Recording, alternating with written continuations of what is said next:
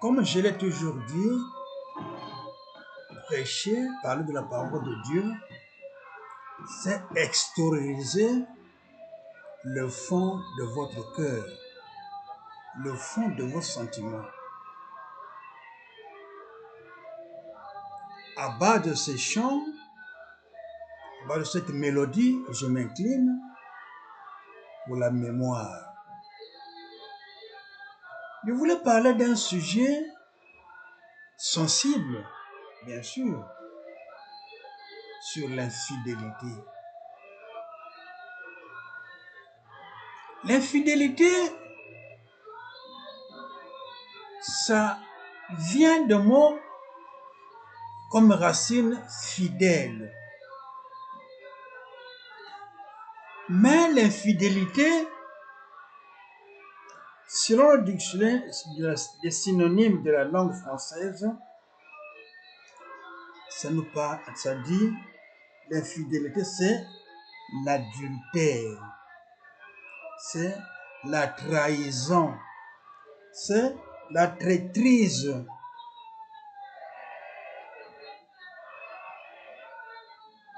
Donc, ce qui est contraire à la fidélité. Quand on parle de l'adultère, c'est contraire à la fidélité. Quand on parle de la trahison, c'est quelqu'un qui va mettre à l'encontre la fidélité. Traîtrise, c'est quelqu'un qui trahit la fidélité.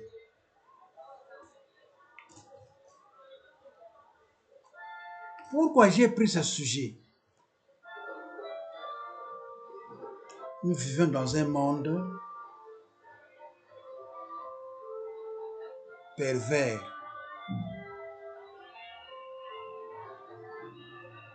Parce que je vois l'infidélité apporte beaucoup de méfaits dans la vie sociale.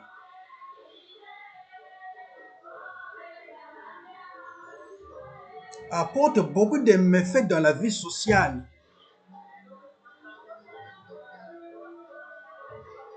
Et nous allons essayer d'aller le décortiquer peu à peu. Tout d'abord, nous allons lire la Bible, prendre l'Exode 20, verset 14. Exode 20, verset 14, où Dieu donne des directives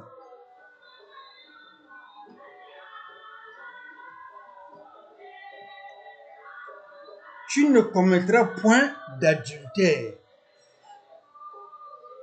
Là, c'est Dieu qui s'adresse à sa population à travers Moïse, qui reçoit les 10 commandements à partir de la montagne du Mont Sinaï. Et ce verset s'aligne avec le verset 17. Exode 20, verset 17. Je lis. Tu ne convoiteras point la maison de ton prochain. Tu ne convoiteras point la femme de ton prochain, ni son serviteur, ni sa servante, ni son bœuf, ni son âne, ni aucune chose qui appartient à ton prochain. Convoiter. Ça va en parallèle avec l'adultère, dans le sens tu ne feras pas d'adultère. Nous avons lu dans les explications, l'infidélité, c'est la trahison, c'est la traîtrise, c'est l'adultère. Mais Dieu va plus loin jusqu'à parler même des animaux. Donc ça voile toutes ces choses. Quand on lit le verset 17, l'Exode 20, on parle ni son serviteur, ni sa servante, ni la femme de ton prochain, ni son bœuf, ni son âne, n'est aucune chose qui appartient à ton prochain.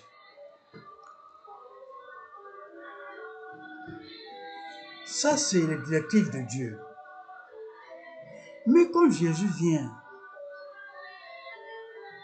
Jésus va dans les détails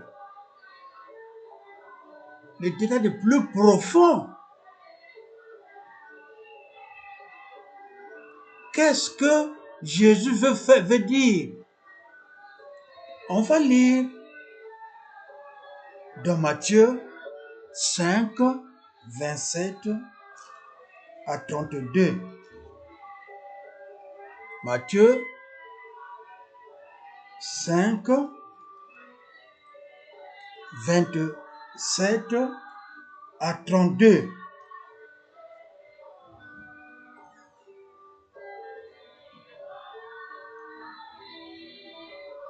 Vous avez appris qu'il a été dit, tu ne commettras point d'adultère. Mais moi, ça c'est Jésus qui parle, je vous dis que quiconque regarde une femme pour la convoiter a déjà commis un adultère avec elle dans son cœur. Si ton œil droit est pour toi une occasion de chute, arrache-le et jette-le loin de toi, car il est avantageux pour toi qu'un seul de tes membres périsse et que ton corps entier ne soit pas jeté dans la géhenne. Et si ta main droite est pour toi une occasion de chute, coupe-la et jette-la loin de toi, car il est avantageux que qu'un seul de tes membres ne périsse et que tout ton corps entier n'aille pas dans la géhenne.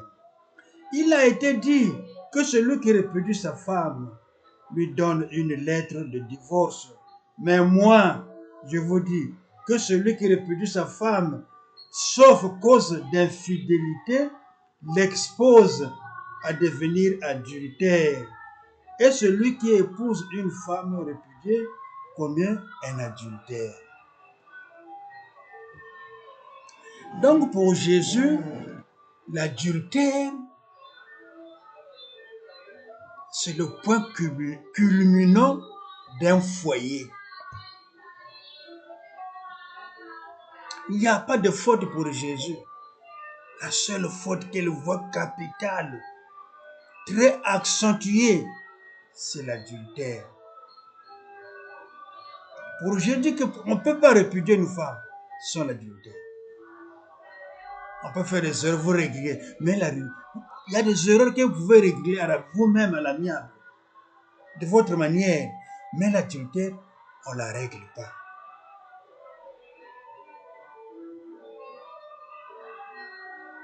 Si tu répudies une femme sans l'adultère, celui qui va se marier avec cette femme, cet homme devient adultère. Et la femme aussi fait l'adultère. Donc, même c'est réciproque, et la femme et l'homme. Maintenant, les fidélités. Qu'est-ce que ça nous détermine, les fidélités? L'infidélité dans un couple, qu'elle soit physique ou émotionnelle, est une trahison. Une trahison profonde qui ébranle la confiance. Souvent symptomatique des besoins non comblés, des problèmes de communication ou des mal-être personnels.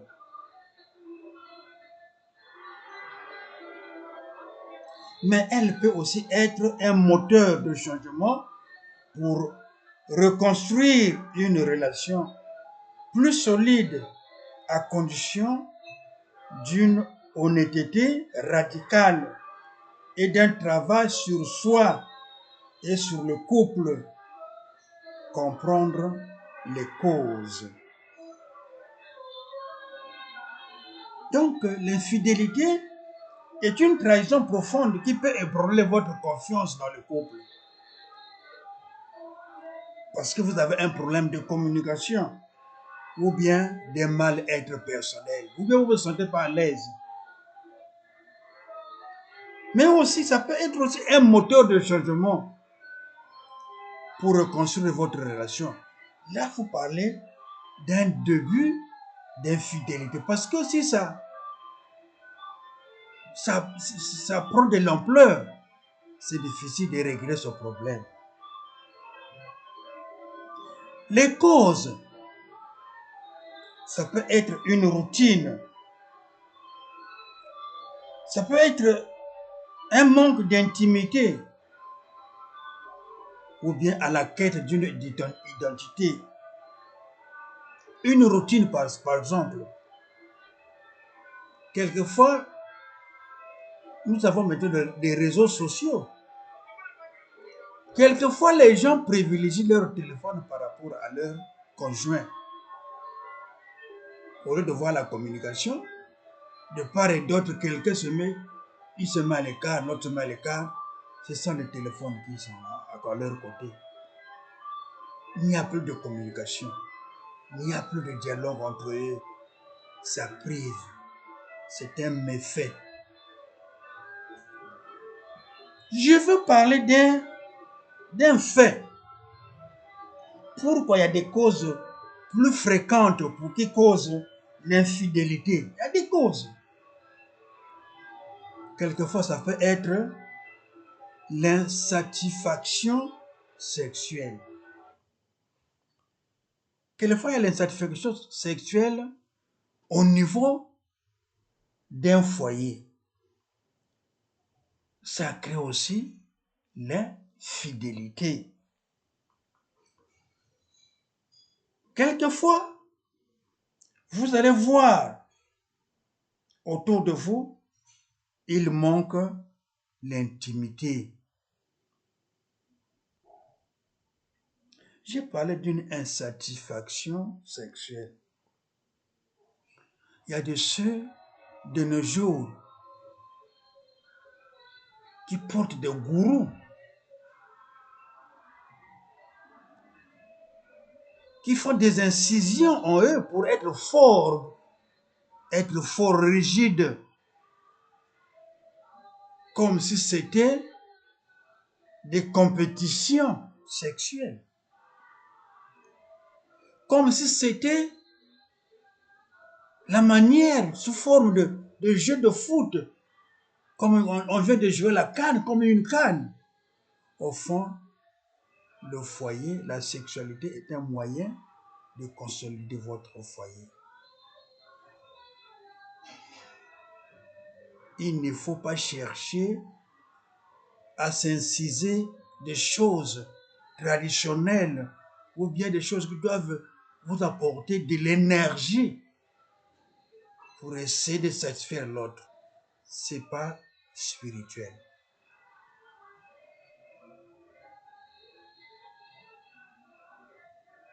Quelquefois, il manque l'intimité autour de vous.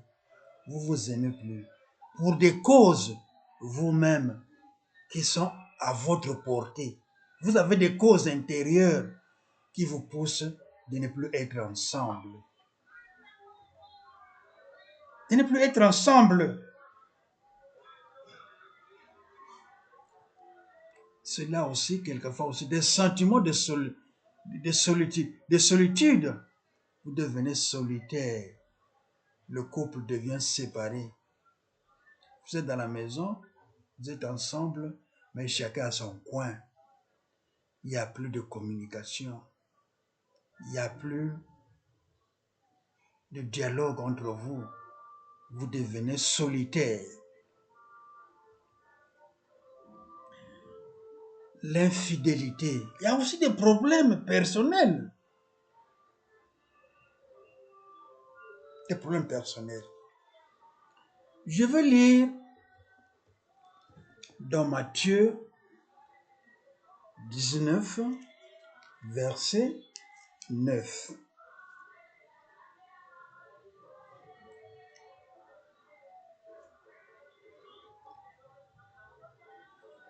Je vous dis que celui qui répudie sa femme, sauf infidélité, et qui épouse autre femme commet l'adultère. Des faits personnels. Pourquoi des faits personnels?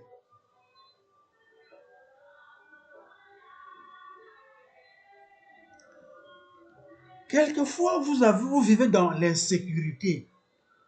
Vous êtes seul. Les heures différencient entre l'homme et la femme dans la maison.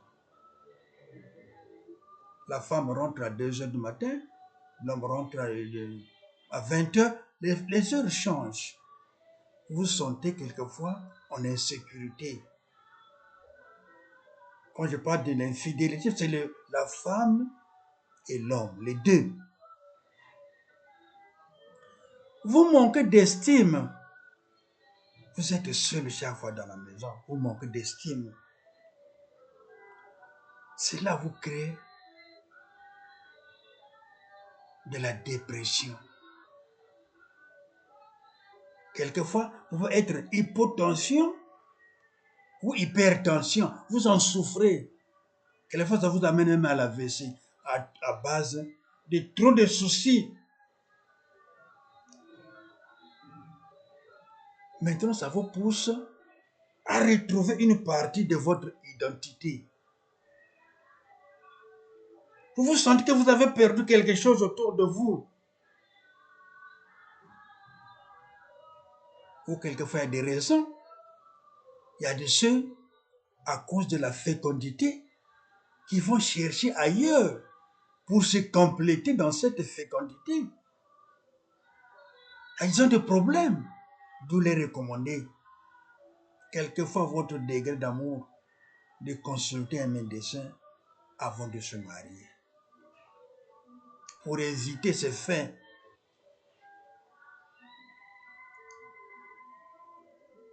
Aussi, dans l'infidélité, nous avons la dynamique du couple.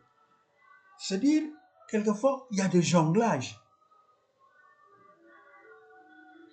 Il y a des choses qui se passent autour de vous en cachette, qui créent des crises ou même des tentatives pour sauver le couple. Vous avez des choses en catimini. Si un couple vit des choses cachées, ce n'est plus un couple. Vous créez un sujet, un autre sujet autour de vous. Vous créez un éléphant qui va vous terrasser dans la maison. Si vous commencez à cacher certaines choses autour de vous, vous créez un éléphant qui va causer des choses au sein de votre intimité, au sein de votre couple. Et cela peut aussi être un sujet qui va aussi déranger votre unité. Je vais lire dans 2 Pierre.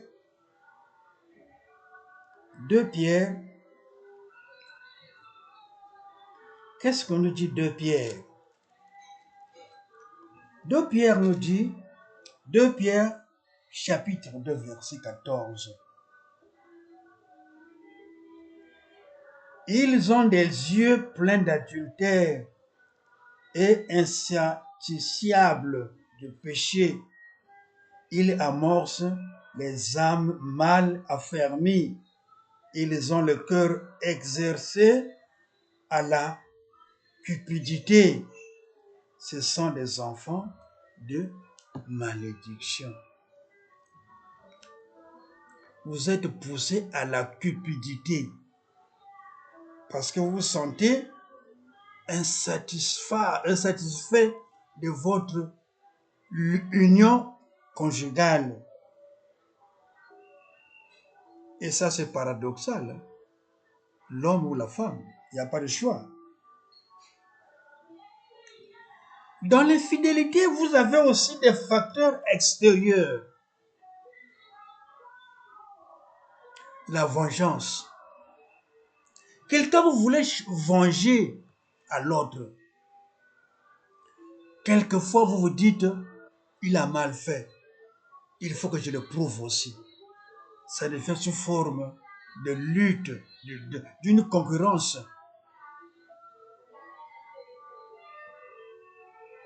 Et c'est sous forme de jeu. Vous le voyez sous forme de jeu. Au lieu de se rapprocher de l'autre, tenir un dialogue, une conversation, connaître le motif, les raisons de cette infidélité, vous vengez. Et ça crée en vous une perturbation.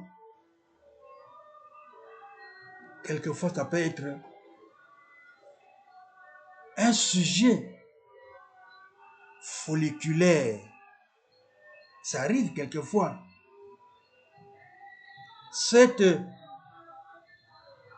Ce sujet folliculaire entraîne beaucoup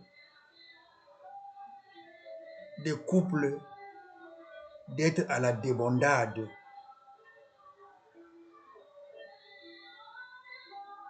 Folliculaire, ça c'est peut-être scientifique, je voulais dire l'envie. Parce qu'il est dit, le corps de la femme, c'est l'homme. Le corps de l'homme, c'est la femme. Mais quelquefois, dans des besoins folliculaires, ça vous pousse à la débandade parce que vous êtes insatisfait de ces choses. La Bible nous défend de telles pratiques. Nous avons des types d'infidélité. Nous avons l'infidélité émotionnelle. Quand il y a de l'émotion, cette infidélité nous entraîne la déconnexion. On est déconnecté avec l'autre. Et cacher une autre personne. Vous faites des confidences avec un autre. Des émotions fortes avec l'autre. Bien sûr, quelquefois, ça peut être, vous êtes un homme, vous faites des relations, pas intimes, mais des relations, de fortes relations avec une autre personne. Vous vous entendez, vous n'avez plus de secrets, vous êtes bien avec cette personne. Quelquefois, ça peut amener de l'intox au niveau de l'autre. En vous voyant, ça suggère quelque chose. Pourquoi cette personne avec un tel? Pourquoi cette personne avec mon époux? C'est pourquoi cette personne avec mon épouse? Ça crée de l'intox autour de vous. Il faut éviter que vous vous accrochiez avec une autre personne, même si vous êtes de sexe différent avec elle, avec celui-là. Il faut éviter cela. La personne à faire confiance, c'est votre femme, c'est votre époux, c'est votre épouse. Il n'y a pas question d'aller ailleurs, s'entendre avec l'autre, sans votre couple. La meilleure personne à s'entendre dans le foyer, c'est votre femme, c'est votre mari. Et puis il y a l'infidélité déloyale. Pourquoi l'infidélité est déloyale? L'infidélité cachée qui brise le pacte de la confiance du couple. Là, c'est le moment, ce sont les temps de ce jour-là. Les couples deviennent des polyamours. Une femme au travail, une femme au stade, une femme au marché, un homme C'est-à-dire, partout où il est, il a des connaissances. Partout où il est, où il a des connaissances. Même à l'église aussi.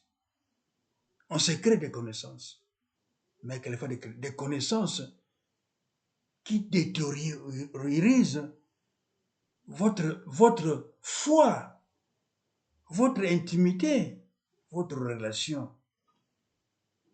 Donc, il faut faire effectivement attention d'éviter d'être très rigolo, très rigoleux, très ferme dans vos activités, d'éviter d'être polyamour consensuel. Il faut éviter d'être polyamour consensuel, d'avoir plusieurs intimités. L'homme n'a qu'un seul cœur. Quand quelqu'un multiplie un cœur, change de cœur, ça montre que il n'est plus loyal dans son foyer. Il n'est plus loyal dans son couple.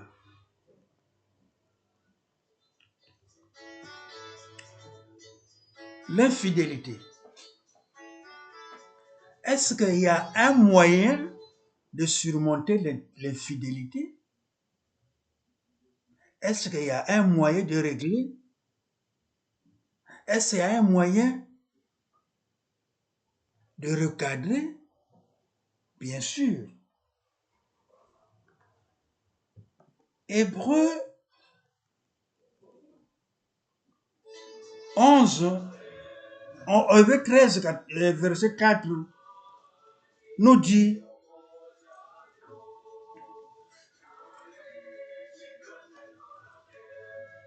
Hébreux 13, verset 4, que le mariage soit honoré de tous et le lit conjugal exemple de souillure, car Dieu jugera les impudiques et les adultères. Dieu jugera les impudiques et les adultères. Gardons nos lits conjugaux sans souillure. Gardez nos maisons conjugales sans souillure. Sauvegardons nos maisons en paix, en joie. Nos foyers. Parce que tout ce que nous faisons, ce qui est impudique, nous maudit et nous pousse à l'adultère. Comment faut-il éradiquer ou surmonter l'infidélité? Il faut y faire face. Il est crucial d'affronter le problème ouvertement, de poser des questions difficiles et d'être honnête, car ignorer le problème aggrave la méfiance. Tant que vous n'affrontez pas le problème qui vous fait mal ouvertement, ça va vous donner des surprises et ça aggrave votre méfiance. Plus que vous n'avez pas de dialogue, vous n'avez pas de communication, au fur et à mesure, le tout devient béant et ça pousse à vous créer dans l'infidélité. Donc, il est mieux à tout moment, si vous avez un sujet qui vous fait mal, un problème qui vous fait mal, il faut vite dialoguer, parler pour éviter au pire, pour éviter à la débandade des choses.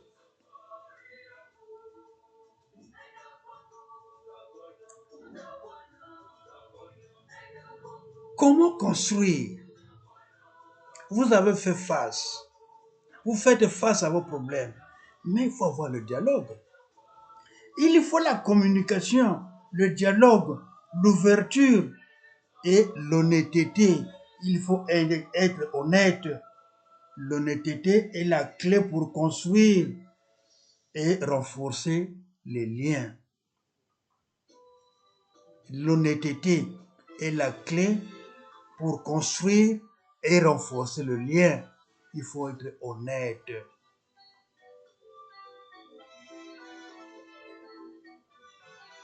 Le corps de l'homme, c'est le temple du Saint-Esprit. Il faut prouver cela dans des pratiques. Il faut le prouver dans votre manière de vivre ensemble dans la maison avec honnêteté. Il faut être honnête.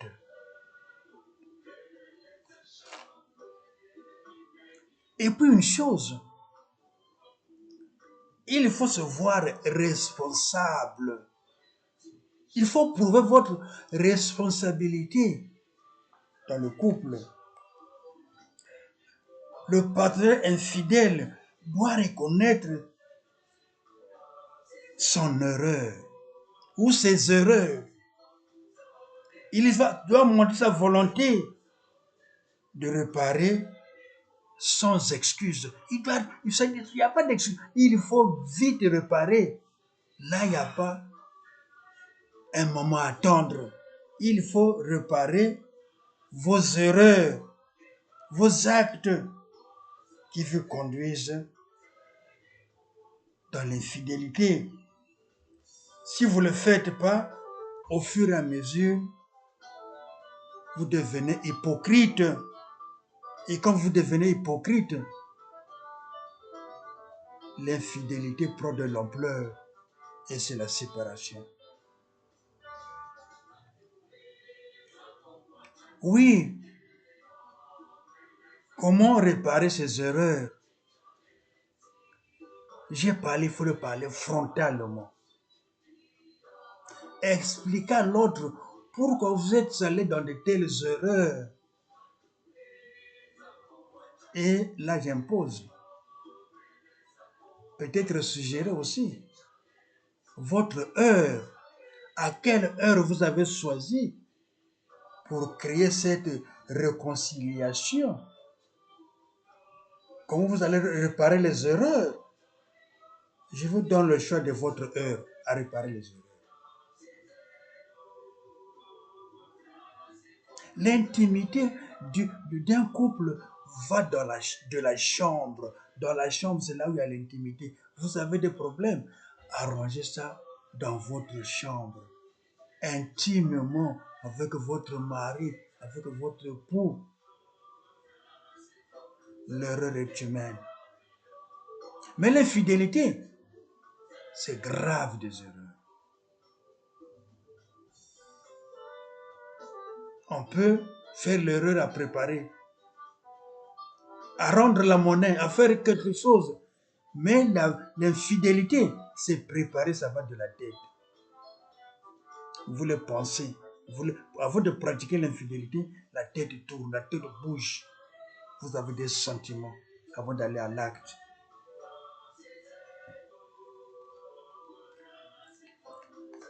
Il faut savoir explorer, distinguer, vérifier, voir,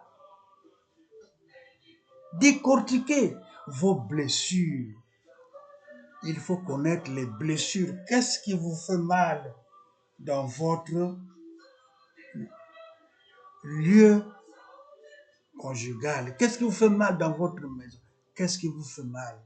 Il faut le comprendre.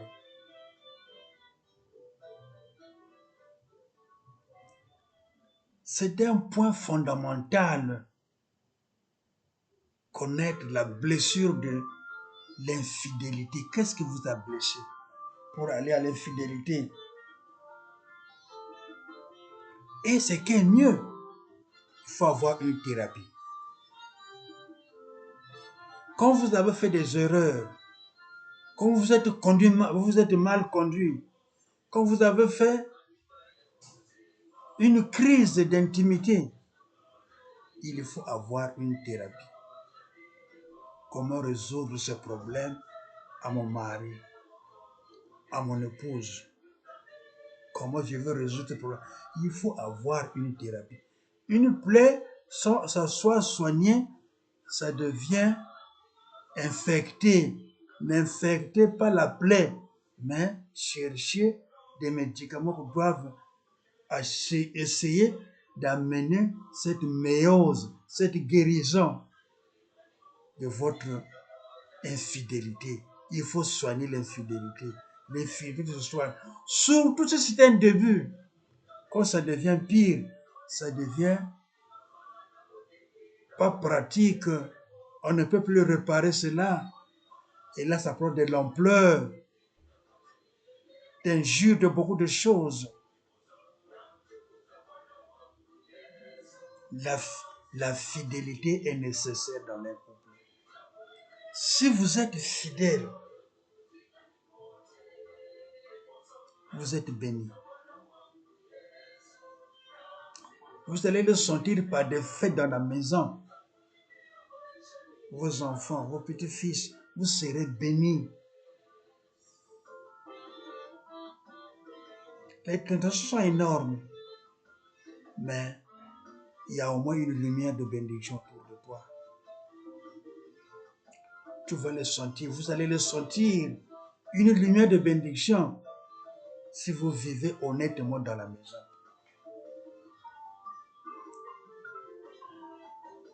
Et là, je mets le nota bene. Le début de l'infidélité, nota bene, je dis bien, le début de l'infidélité n'est pas toujours la fin de la relation. Quand c'est un début, ce n'est pas la fin d'une relation.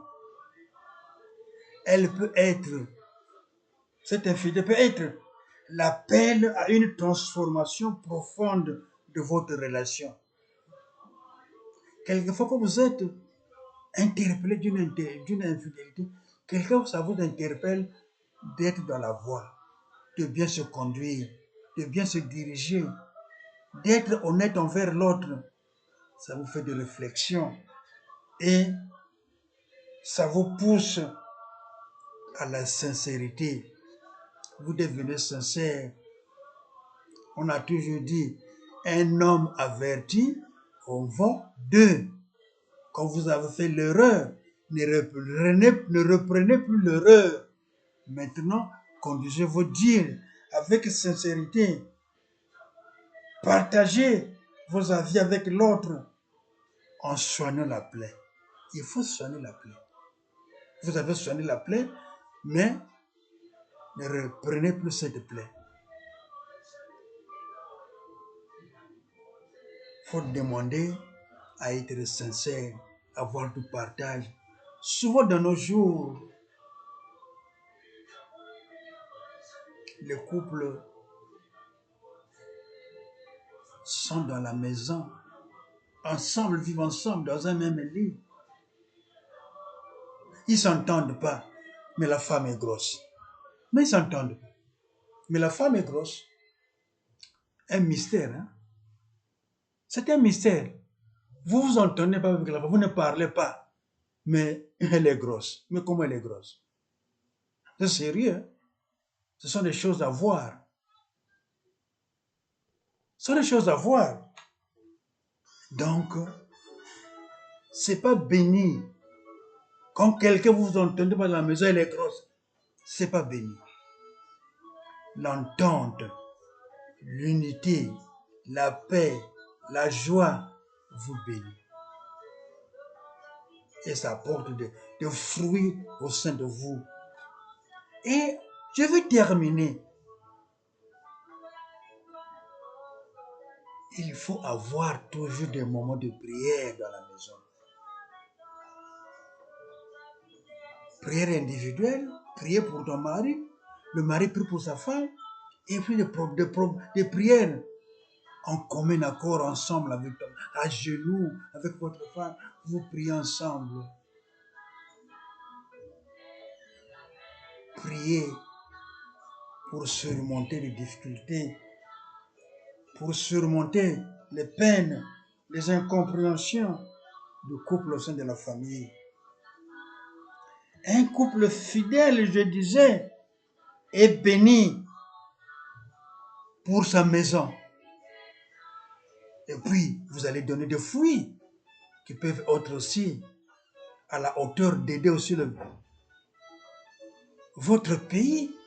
Vous aurez des cadres, par exemple, qui vont aider peut-être le pays aussi. Donc la bénédiction dans la fidélité est très capitale. Mais ça va de messieurs et dames. La réussite, c'est entre messieurs et dames. Je voulais lire dans le livre des Cantiques, chapitre 2, verset 16. Cantique des Cantiques, chapitre 2, verset 16. Mon bien-aimé est à moi, et je suis à lui. Il fait paître son troupeau parmi les lits. Mon bien-aimé est à moi, et moi je suis à lui. Quand vous êtes pour la femme est pour l'homme est pour la femme, et réciproquement. Je voulais donner des passages à lire. Et puis je voulais aussi continuer à lire dans Colossiens 13. Colossiens 13.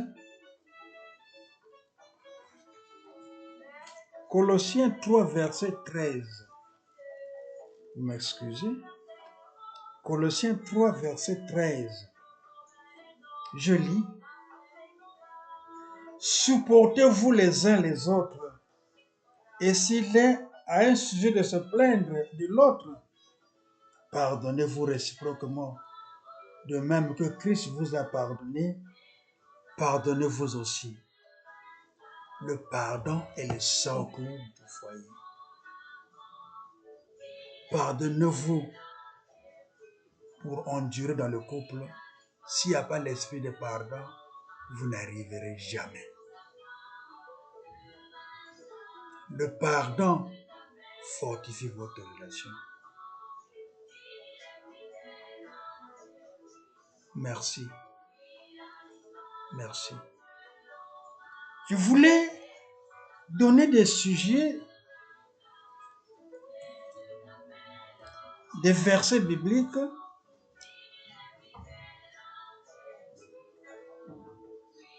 Luc 16, verset 18. 1 Jean 4, 7 à 8. Vous pouvez continuer à lire. 2 Corinthiens 5, 18 à 19. Éphésiens 4, verset 20. Je vais encore continuer.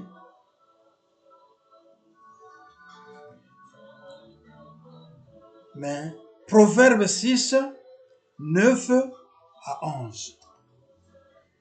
Que Dieu nous bénisse et que Dieu vous bénisse. Merci pour ce sujet.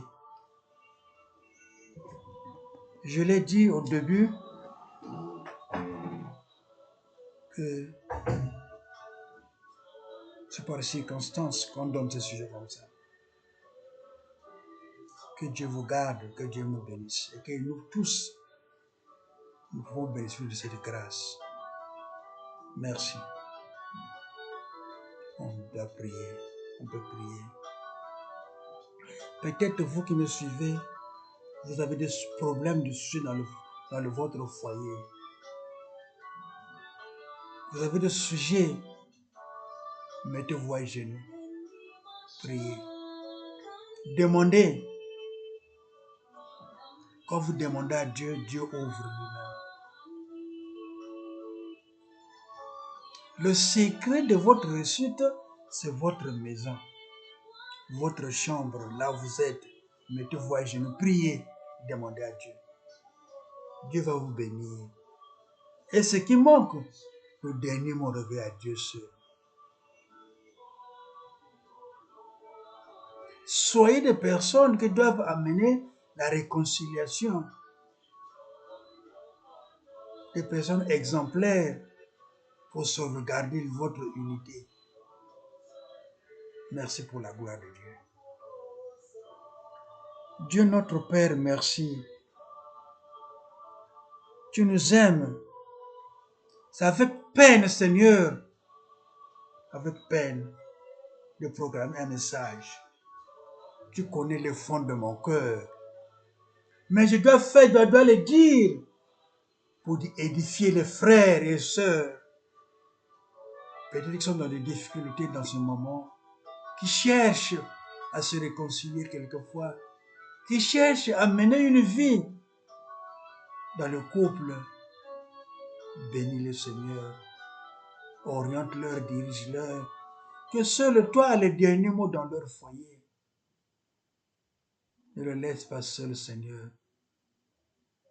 La gloire revient à toi seul, Jésus. Tout est entre tes mains.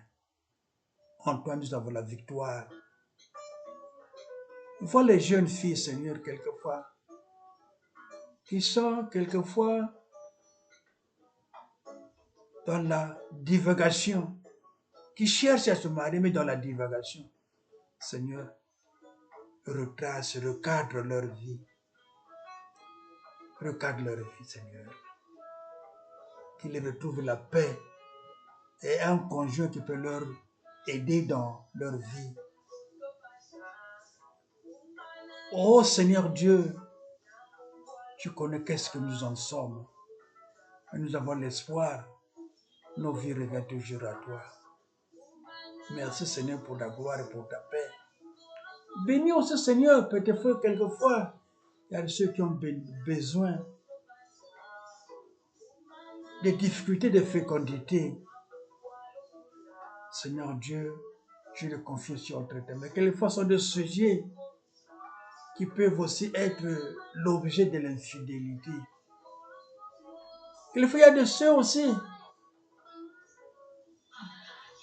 des foyers éloignés, quelquefois qui mènent aussi de l'incertitude autour d'eux. Dieu, je remets toutes les situations entre tes mains. La gloire revient à toi seul. Merci pour tes bienfaits. Merci pour ta gloire. Je sais que Seigneur, tu vas toucher à ceux qui me suivent et ceux aussi qui ne me suivent pas aussi, Seigneur. Tu vas leur donner cette occasion en toutes circonstances. Tout entre tes mains, Seigneur. À toi la gloire, Jésus. Merci pour tes bienfaits. Gloire à toi, Seigneur.